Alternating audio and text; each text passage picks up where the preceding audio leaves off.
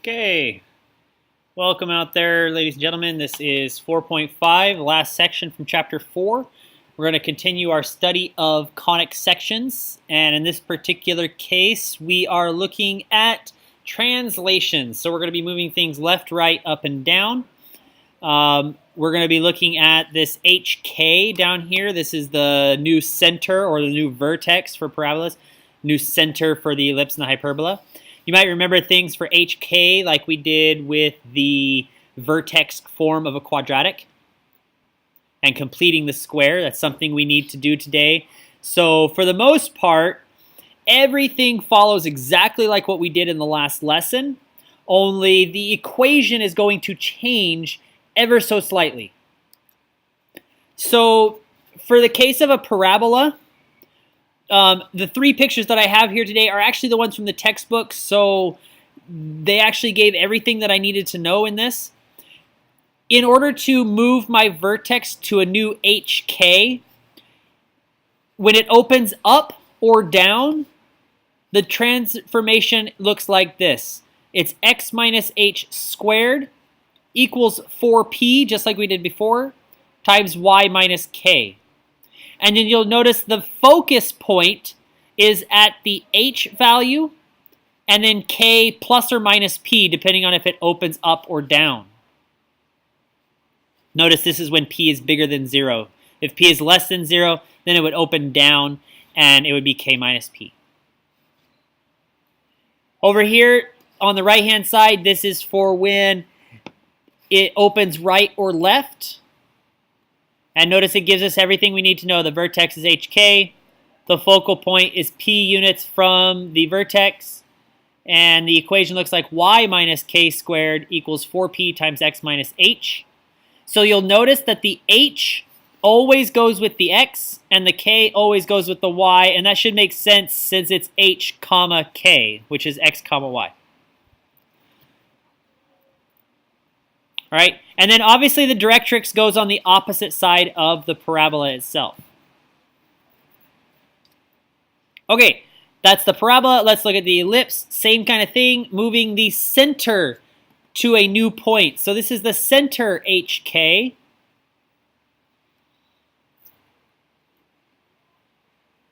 And what we'll notice here, the one on the left, is a short, fat ellipse.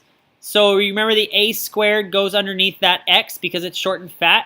On the other one, a squared goes underneath the y because it's tall and skinny. Something that this particular picture does not add in here is the c value for the focal points. This distance right here is... or not that distance. That distance is c. It's always c. But that point, or the 2 points, are going to be h plus and minus c, comma, k.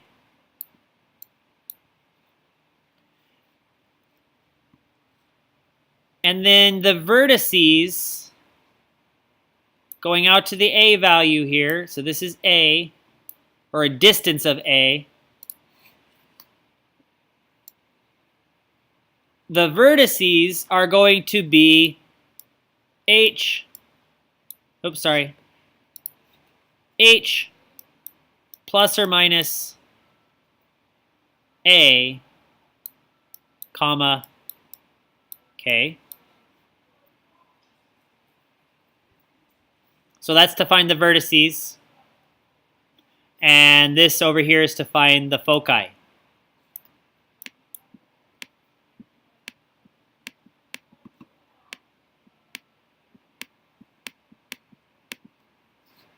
And then likewise over here, it's a little bit different. Instead of changing the x values, moving left and right, we need to change the y values. So let's call this my c, the distance of c. So in order to find this, in order to find the coordinate themselves, it is h, comma, k plus or minus c. That's to find the foci. And to go to the distance here, this is h, comma, k, plus or minus a. And then it actually kind of goes along with the hyperbola as well, but we'll get there in just a second. All right, so big important thing is the change in my equations. And obviously this works if the center was 0, 0. We would just go back to like the previous lessons thing. So h is 0, k is 0. We just get the normal equation. All right, moving to the hyperbola. Same kind of thing. Same kind of idea here. My vertices are still a units from the center, and my focal point is still c units from the center. Everything that I told you in the last lesson still applies. All right, so in this case, on the one on the right, because y comes first, it opens up and down. On the other one, because x comes first, it opens left and right. The distance from center to vertex is still a, and the distance from center to focus point is still c. It's just obviously now our center moves around. Okay, so now let's get to the big piece from today. That's just kind of a minor change. Now we need to move to the piece that everybody kind of gets frustrated at, and that's completing the square. So we're going to start with a basic one from one of the previous chapters where we did completing the square. And we're going to look at this particular problem. And I want to put this in completed square form. So I'm going to kind of model this particular equation exactly how we're going to model it in today's stuff. So what I want to do is I want to add 9 to both sides.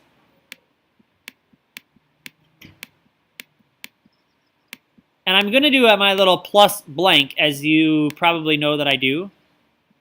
And because I'm adding to one side of the equation, I need to add to the other side as well. And then you have to remember that the number that goes in here is the square of half of b. So b over 2 squared. And in this case, it's 4 over 2 squared, which in this case is 4. And if you look at our equation now, we have x squared plus 4x plus 4. And that factors nicely to x plus 2 squared equals to 13. Now I know that's not exactly how we wrote our completed square or vertex form for quadratics, but we're going to kind of leave it like this. I'll show you what we're going to do with this 13 in a little bit. Okay, so that's that kind of case. That's where a is 1. The numbers are a lot nicer, a little bit easier to deal with. What if a wasn't 1? I'm going to look at an example like that. In this case, 2x squared plus 6x plus 5 equals 0.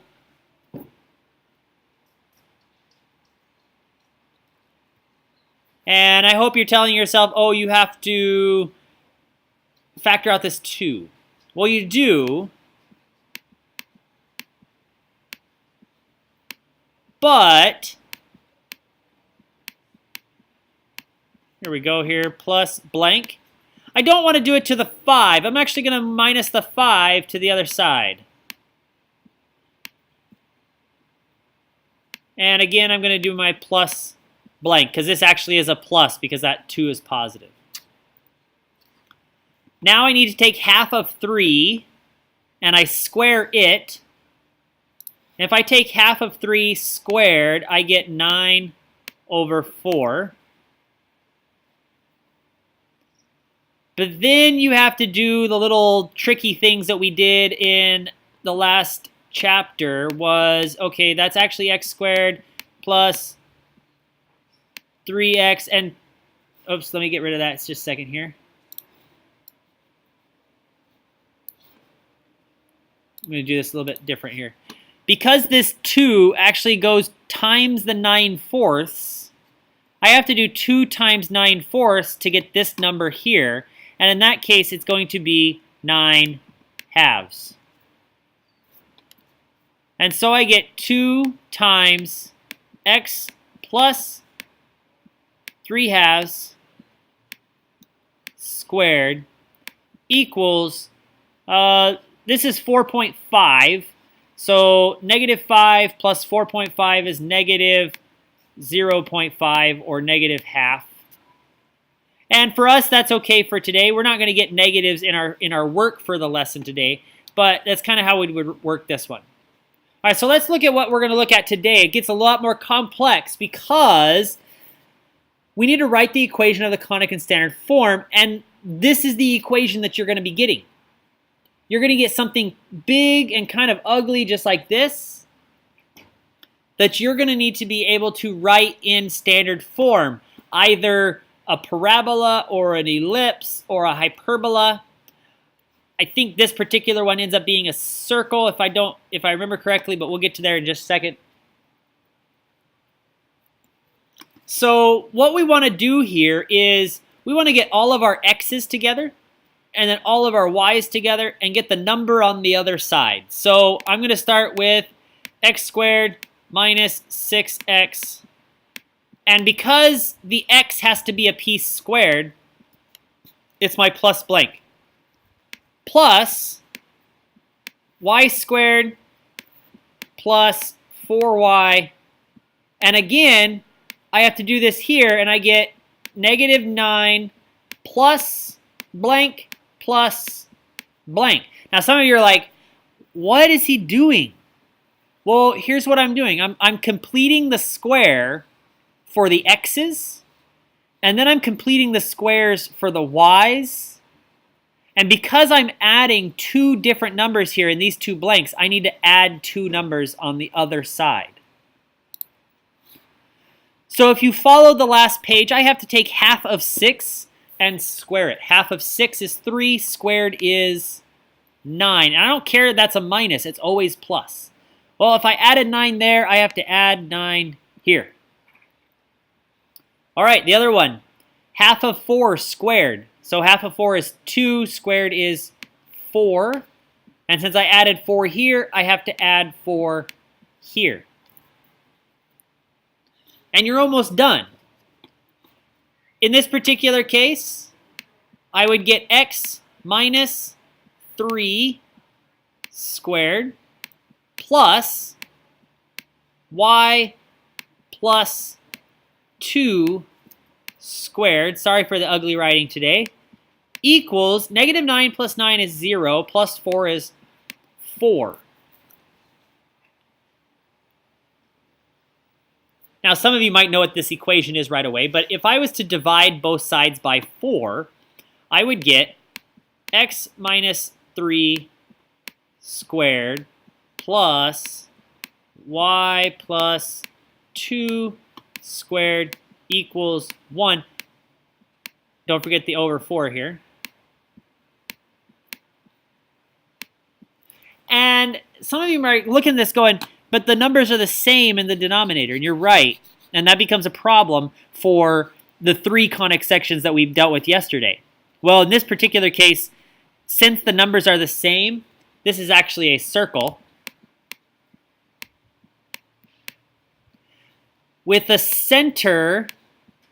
Hope you're following along at the beginning of the PowerPoint. The center is, well, whatever makes this 0 for the x, so 3, and whatever makes this 0 for the y, -2.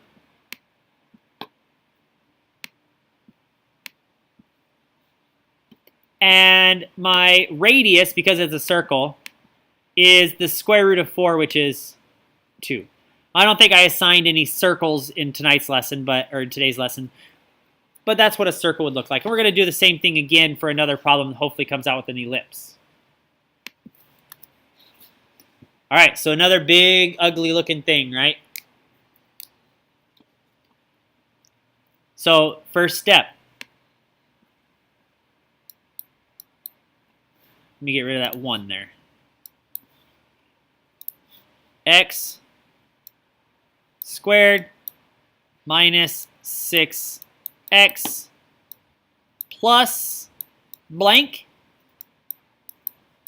plus 4y squared plus 16y plus blank equals negative 21. So there's a 4 in front of this y squared, which means I need to get rid of that, which means I need to factor it out. So before I can do anything, I need to do 4 times y squared plus 4y plus blank. And I just got to bring this x stuff along for the ride.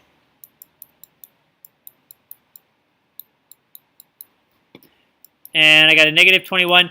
I forgot my 2 plus blanks that I have to do. Well, same process. Half of 6 squared is 9. So because I'm adding 9 here, I have to add 9 here. Half of 4 squared is 4. And here's where you got to be very, very careful. It's not a 4 over here in this other blank. You actually have to do 4 times 4 because you actually added a 16. That's what the number would go up in this blank up at the top. So there would be a 16. Then I can factor. I get x minus 3 squared, just like before, plus 4 times y plus 2 squared equals, well, negative 21 plus 25 is 4. And because all of our equations have a 1 on the equal side, we have to divide everything by 4. So we get x minus 3 squared over 4 plus, here I'm divided by 4, but 4 divided by 4 is 1. So I'm going to write this as y, oops, not y squared, y plus 2 squared. I am going to write over 1 just because for right now, even though technically you don't need to.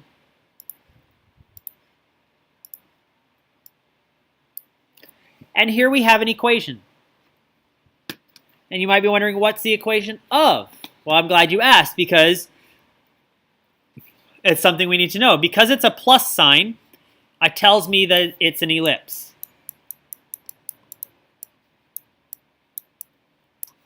Okay? Tells me that it's an ellipse automatically. Again, if you're paying attention at the beginning of this particular lesson, the vertex, or the center, sorry, is going to be whatever makes the x 0. So 3, comma, whatever makes the y 0, negative 2. And you can find all sorts of things. Because the bigger number is under the x, it's a short fat. If I wanted to find my vertices, I need to use the a value. Well, the a value is 2 because it tells me that a squared is 4, so therefore a is 2. Now here's where I like to sketch things out, folks. This is the point 3, negative 2, the center. And it's a short fat because it's the x version. So my vertices are going to be a units from the center.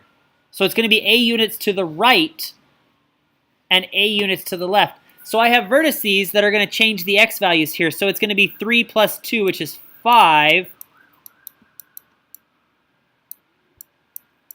And 3 minus 2, which is 1. So there I have 2 vertices. They're both different. Don't just do plus minus because that's not the case anymore. I could then find my foci if I needed to because I needed to find C value. If I needed to find C and figure out my foci. And that's all we need to know. This is my equation right here. It'll probably ask you to find what's the equation of. It'll say what's the center, what's the vertex. If it's a parabola, it might ask you what's the directrix and the focal point and the vertex. But it all comes from completing the square.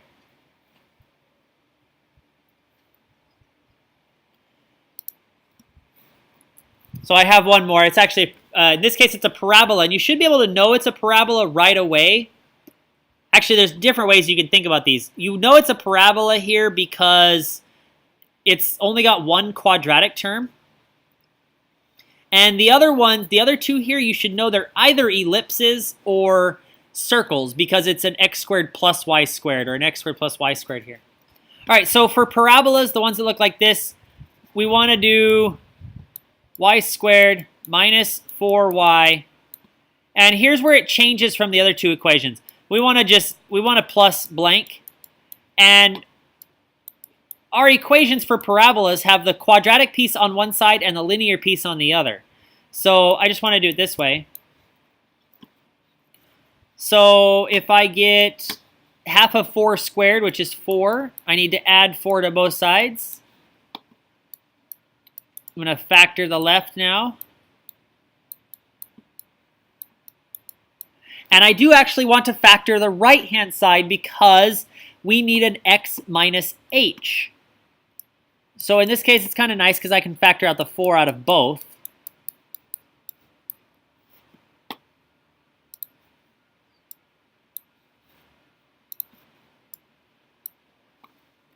And there we go. There we have a parabola. Our parabola has a vertex at -1. And here's, I'm going to actually write this because some people are going to mess this up. It's not whatever comes first. It's the x that comes first. So it's -1, comma, 2. That's my vertex. Be very careful here. It's one of the most common misconceptions here. They just go with the first number, the second number. All right, be careful. All right, so that should finish me up. So Tuesday, tomorrow, that would be tomorrow for you guys actually watching this when you're supposed to. Page 368, there are seven problems due to me. Wednesday, Thursday, depending on which class you are, 4th period, 6th period, we're going to do a review. We're just going to kind of start our chapter review and review some of our conic sections, that sort of stuff. And that way I put the quiz on Friday, so I don't have to remember who took what. And then Tuesday before Thanksgiving, the week of Thanksgiving there, Tuesday is going to be our chapter test. So start studying up, and I will see you guys tomorrow.